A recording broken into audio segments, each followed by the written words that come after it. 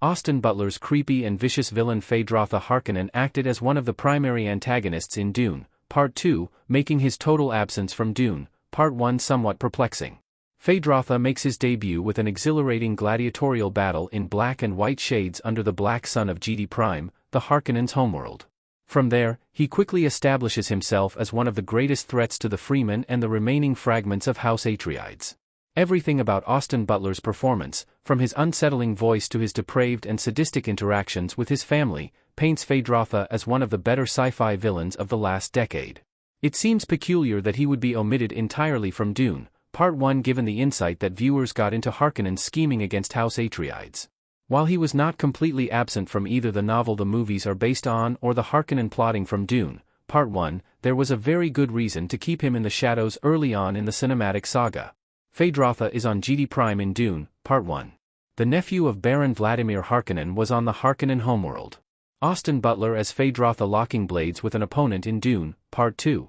The audience is introduced to Feyd Rautha on GD Prime part of the way through Dune, Part 2, and chronicles his cruelty to others, seduction by the Bene Gesserit via Lady Margot Fenring, and his interactions with his uncle, who places him in command of the situation on Arrakis. Therein lies the answer to where Feyd Rautha was in Dune, Part 1, operating in the shadows back on the Harkonnen homeworld. Dune, Part 1 lends most of its screen time to the situation on Arrakis, which Feyd Rautha had no involvement in. This lines up fairly consistently with the source material, Frank Herbert's 1965 novel Dune. Dune, Part 1 covers the first half of the sprawling epic that plays out in the novel, and in that section of the story Feyd Rautha has no meaningful role.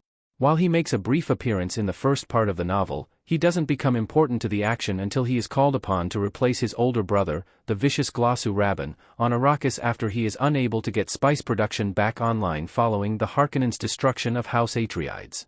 Feyd Rautha wasn't necessary in Dune, Part 1. Holding him back helped to build anticipation for his arrival in Dune, Part 2.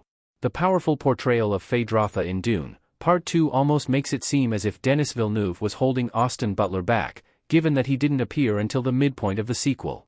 However, with nearly 60 years of Dune lore and fandom in place since the release of the original novel, holding Feyd Rautha back until he was at his most relevant helped to build the anticipation for his arrival. Establishing his brother's violent, out-of-control style was also important to making Feyd Rautha's quieter, unsettling demeanor more impactful when he appeared as a direct contrast.